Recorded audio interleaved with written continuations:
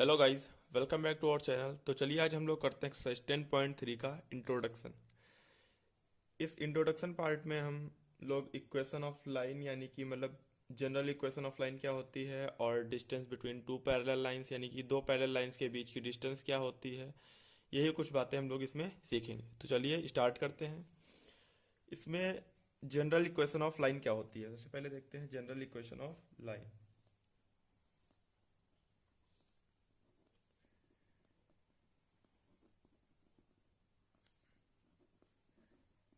Line की जो general equation होगी वो होगी a x plus b y plus c is equals to zero.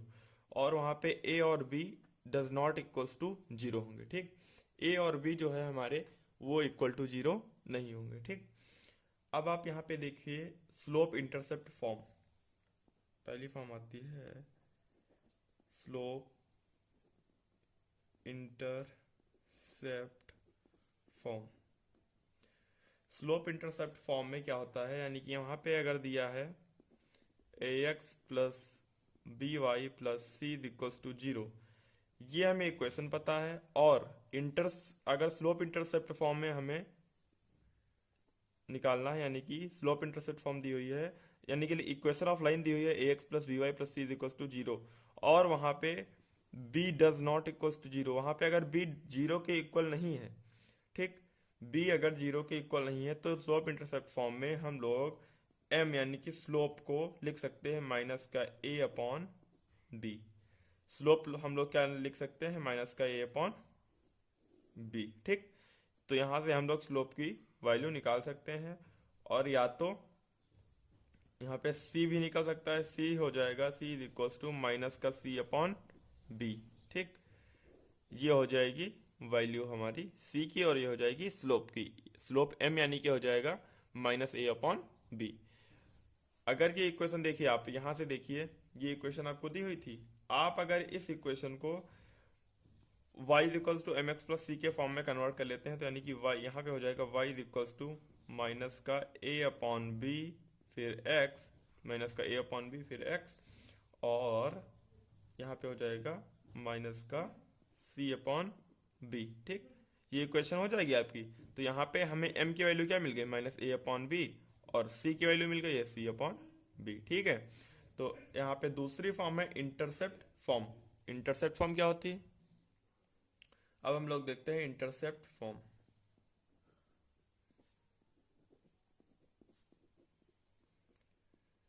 Intercept form में क्या होता है, अगर a x plus b y plus c is equals to zero दिया हुआ है, और वहां पे c does not equals to zero, c अगर जीरो के इक्वल नहीं है, सी अगर जीरो के इक्वल नहीं है, तो क्या हो जाएगा। पहले यहाँ पे देख लेते हैं, एक मिनट, यहाँ पे एक चीज छूट गई है। यहाँ पे स्लोप तो आप ऐसे निकाल लेते थे, और ये जो y इंटरसेप्ट यानी कि ये किसके फॉर्म में थे, y is equals to m x plus c के फॉर्म में था, तो c क्या होता था हमारा y इंटरसेप्ट। c क्या होता था, y इंटरसेप्ट। तो c हमें क्या निकला है, माइनस सी अपॉन बी। तो ऐसे ही हम लोग x इंटरसेप्ट भी निकाल सकते हैं। x इंटरसेप्ट होता है माइनस का c अपॉन ए।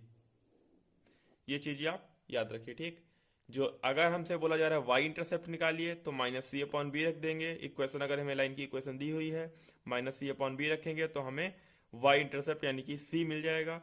अगर हमें लाइन की इक्वेशन दी है, हमसे पूछा है एक्स इंटरसेप्ट बताइए, तो हम लोग माइनस सी अपॉन ए कर देंगे और हमें एक्स इंटरसेप्ट मिल जाएगा। अगर स्लोप पूछा है तो माइनस सी अपॉन बी कर देंगे। तो अब फिर से यहाँ पे देखिए इंटरसेप्ट फॉर्म में क्या होता है, अगर a x plus b y plus c is equal to zero, हमें कोई लाइन की इक्वेशन दी हुई है ये, और सी जीरो के इक्वल नहीं है, तो यहाँ पे इंटरसेप्ट फॉर्म की इक्वेशन क्या होती थी, x upon a plus x upon b is equal to one. तो यहाँ पे ए की जो वैल्यू है, ए हो जाता है हमारा यहाँ पे माइनस का सी अपॉन ए। अभी हमने बताया एक्स इंटरसेप्ट क्या होता है, माइनस सी अपॉन ए। ठीक, तो वैसे ही यहाँ पे ए हो जाएगा माइनस सी अपॉन ए, और बी जो है हमारा हो जाएगा माइनस सी अपॉन बी, यानी कि वाई इंटरसेप्ट। एक्स इंटरसेप्ट हो जाएगा माइनस सी अपॉन ए, और बी यानी कि बी की वैल्यू निकल आएगी माइनस सी अपॉन बी, यानी कि वाई इंटरसेप्ट। ठीक, तो अब हम लोग देखते हैं नॉर्मल फॉर्म। नॉर्मल फॉर्म ठीक, नॉर्मल फॉर्म में क्या होता है, यानी कि यहाँ पे देखिए नॉर्मल फॉर्म में क्या होता है, नॉर्मल फॉर्म की इक्वेशन क्या होती है, x cos theta plus y sine theta is equals to p. ठीक, ये इक्वेशन होती है। तो यहाँ पे हम लोग कॉस थीटा की वैल्यू हमें क्या मिल जाएगी, अगर हमें लाइन की इक्वेशन दी है a x plus b y plus c is equals to zero, तो हमें लाइन की इक्वेशन हो जाती है cos theta is equals to a upon under root a square plus b square. यहाँ पे प्लस माइनस हो सकता है, ठीक, plus minus a upon under root a square plus b square. अब यहाँ पे साइन थीटा क्या हो जाएगा, sine theta is equals to plus minus b upon under root a square plus b square.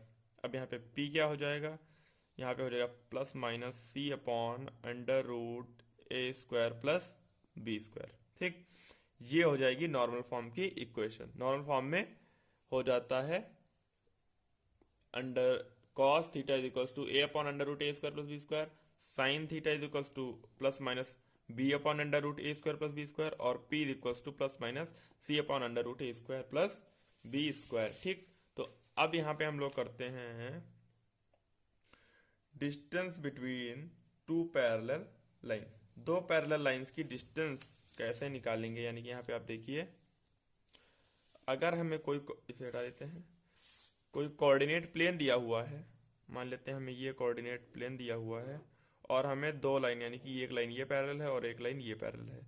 ठीक, तो यहाँ पे मान लेते हैं ये जो डिस्टेंस है, इन दोनों के बीच के जो डिस्टेंस है उसे निकालने के लिए, यानी कि इसे मान लेते हैं ओ, ये हो जाएगा पी और ये हो जाएगा क्यू। ठीक, P Q distance find out करने के लिए L1 L2 दो लाइन है, अगर L1 एक L2 और दोनों पैरेलल हैं, तो PQ यानी कि PQ यानी कि पैरेलल लाइन कि दोनों पैरेलल लाइन के बीच की जो डिस्टेंस है वो कैसे निकालेंगे। तो उसके लिए फॉर्मूला है डिस्टेंस बिटवीन पैरेलल लाइंस, लिख लेते हैं बिटवीन टू पैरेलल लाइंस। दो पैरेलल लाइंस की डिस्टेंस को निकालने के लिए हमारे पास फॉर्मूला है मॉडुलस में C2 माइनस C1 अपॉन, यहाँ पे आ जाएगा अंडर रूट A1 का स्क्वायर प्लस B1 का स्क्वायर, A1 का स्क्वायर प्लस B1 का स्क्वायर, और यहाँ पे C2 माइनस C1 मॉडुलस में। ठीक, यहाँ पे हो जाएगा PQ, डिस्टेंस जो PQ है वो निकल आएगी इस फॉर्मूले से। ठीक है, अब हम लोग देखते हैं कि distance of a point from a line, मान लेते हैं हमारे पास, लिख लेते हैं यहाँ पे distance from a point, distance from a point, माफ कीजिए, distance of a point from a line, A line. मान लेते हैं ये हमारे पास एक कोऑर्डिनेट प्लेन है, यहाँ पे देखिए आप, ये हमारे पास क्या है, कोऑर्डिनेट प्लेन है। ठीक, यहाँ पे मान लेते हैं हमारे पास ये कोई लाइन है, ये एक्स एक्सिस, ये वाई एक्सिस, ये L1 है। ठीक, और हमें मान लेते हैं कोई पॉइंट ये दिया हुआ है। ठीक, ये पॉइंट हमें दिया हुआ है। ठीक, इसे हम लोग मान लेते हैं P, और यहाँ पे हो जाएगा एक्स वाई। ठीक, तो इसके ज्वाइन कर देंगे ऐसे, फिर इसे भी ज्वाइन कर देंगे।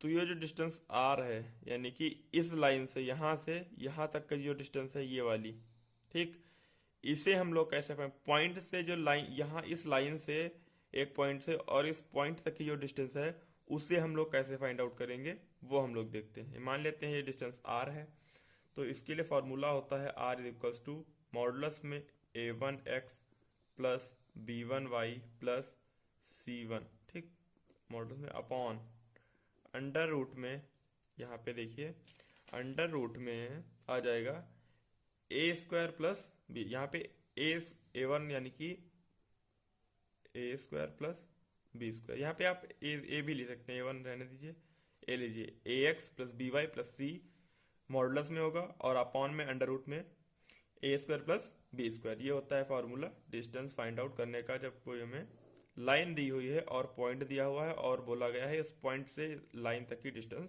बताइए। ठीक, अब यहाँ पे आता है एक छोटा सा पार्ट है और देख लेते हैं। अगर हमारे पास कोई लाइन L1 है और हमारे पास लाइन L2 है, यानी कि A1x plus B1y plus C1 is equal to 0 और A2x plus B2y plus C2 is equal to 0। ठीक, हमारे पास कोई दो लाइनें दी हुई हैं और हमें इन्हें जोड़ना है, तो हम लोग कैसे लिखेंगे? यानी कि यहाँ पे आ जाएगा A1x plus B1y plus C1 plus यहाँ पे आ जाएगा लैम्डा, यहाँ पे लैम्डा लगा देंगे और यहाँ पे आ जाएगा A2x plus B2y plus C2 is equal to 0। ये भी हमारी एक इक्वेशन है, इसे भी हम लोग अभी आगे 10.3 एक्सरसाइज में यूज़ करेंगे। तो इंट्रोडक्शन पार्ट इसका कंप्लीट होता है, आपको समझ में आ गया होगा। तो अगले वीडियो में हम लोग अब एक्सरसाइज 10.3 स्टार्ट करेंगे। अगर आपको इन चीज़ों को डीपली यानी कि विद प्रूफ समझना है तो आप हमें कमेंट बॉक्स में ज़रूर बताएं, मैं इसका प्रूफ भी करवा दूंगा। ठीक है।